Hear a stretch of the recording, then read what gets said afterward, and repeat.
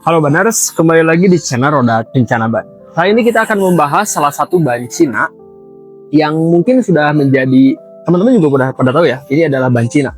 Jadi tonton sampai habis atau tonton sampai lengkap kalau kamu mau tahu kualitas ban Cina yang satu ini.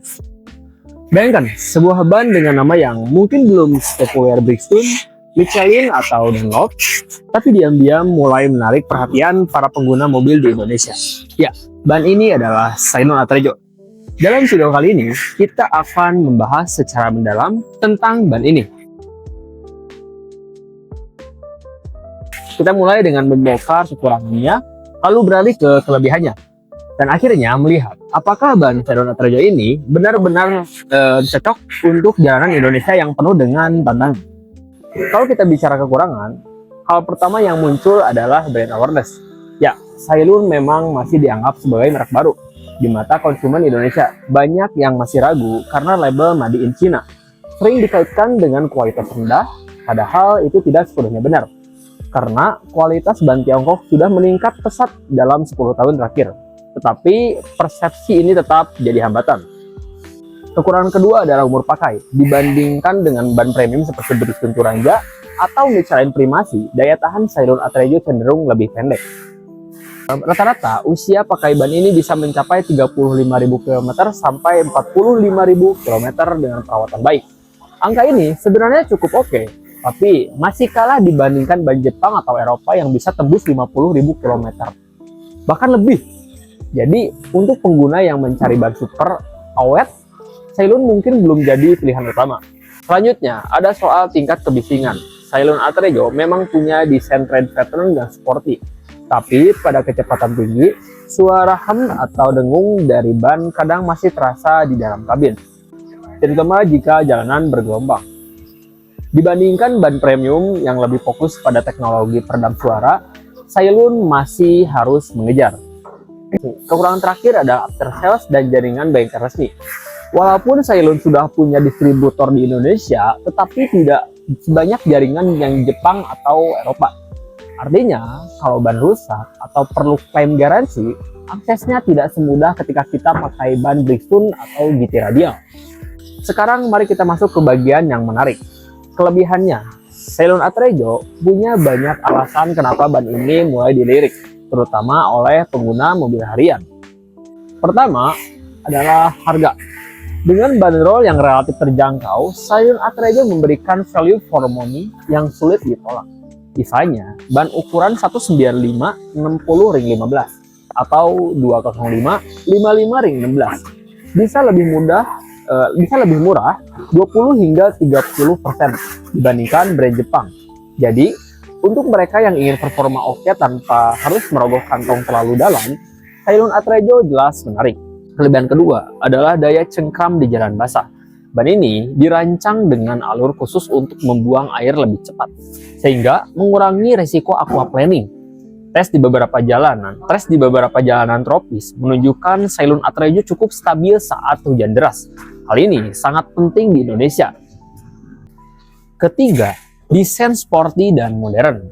Dari tampilan, trend pattern, Sailun Atrejo punya karakter agresif dengan kombinasi alur melintang dan membujur yang membuatnya terlihat gagah di mobil-mobil sedan, hatchback maupun SUV ringan. Ini menjadi daya tarik tersendiri bagi anak muda yang tidak hanya peduli performa, tapi juga tampilan mobil. Kelebihan berikutnya adalah kenyamanan. Walaupun masih ada isu kebisingan di kecepatan tinggi, pada kecepatan normal dalam kota, ban ini cukup empuk dan mampu meredam guncangan. Sidewell-nya tidak terlalu keras sehingga memberi rasa berkendara yang halus. Dan terakhir, Sailun Atrejo sudah mulai dikenal sebagai ban global dengan pabrik di Cina, Vietnam, bahkan Kamboja. Sailun mengekspor produknya ke lebih dari 150 negara. Artinya, ban ini sudah melewati standar internasional seperti ASI, ACA, DOT, dan ICO. Jadi bukan ban yang abal-abal lagi. Sekarang kita masuk ke manfaat untuk jalanan Indonesia. Manfaat untuk jalanan Indonesia. Sekarang, pertanyaan pentingnya, apakah Sailun Atrejo cocok untuk jalanan Indonesia? Jawabannya iya. dengan beberapa catatan. Indonesia punya karakter jalan yang beragam, dari aspal mulus di tol dan jalan beton bergelombang di perkotaan, sampai jalan berlubang di daerah. Untuk kondisi seperti ini, Sailun Atrejo bisa memberikan keseimbangan antara harga terjangkau dan performa yang memadai.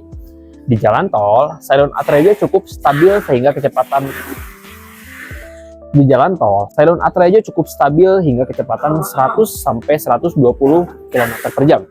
Meskipun untuk kecepatan di atas itu, ban premium lebih unggul dalam hal kestabilan dan keheningan. Di jalan perkotaan, dengan banyak polisi tidur atau lubang kecil, ban ini masih cukup nyaman. Saat hujan deras, Sailun Atrejo justru menunjukkan kelebihannya. Alur ban yang lebih membantu mengalirkan air sehingga mobil tidak mudah slip. Bagi pengendara di kota besar seperti Jakarta, Bandung, atau Surabaya yang sering menghadapi hujan mendadak, hal ini jelas jadi nilai tambah. Namun, untuk jalanan ekstrim seperti jalur berbatu, di pedalaman atau off-road ringan, Sailun Atrejo bukan pilihan tepat karena memang dibuat untuk aspal. Untuk itu lebih cocok pilih ban tipe AT atau MT. Yang paling nyata adalah nilai ekonomisnya. Dengan harga lebih murah, pengguna bisa mengganti ban lebih cepat tanpa menguras kantong. Jadi, untuk keluarga atau anak muda yang ingin ban cukup aman, nyaman, tapi tidak mau keluar budget besar, Sailun Atrejo bisa jadi pilihan yang logis. Kesimpulannya, Sailun Atrejo bukan ban sempurna. Ada beberapa kekurangan seperti umur pakai yang tidak sepanjang ban premium, kebisingan di kecepatan tinggi, dan jaringan after sales yang masih terbatas. Tapi di balik itu ada banyak kelebihan, harga bersahabat, grip yang bagus di jalan basah, tampilan sporty, dan kenyamanan yang cukup untuk harian.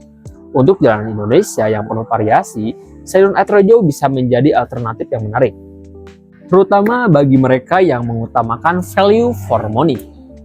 Jadi bagaimana menurut kalian? Apakah kalian berani mencoba ban buatan Cina ini untuk mobil harian kalian? Atau kalian tetap lebih percaya pada merek premium dari Jepang dan Eropa? Tulis pendapat kalian di kolom komentar, dan jangan lupa like, share, dan subscribe untuk konten review ban berikutnya.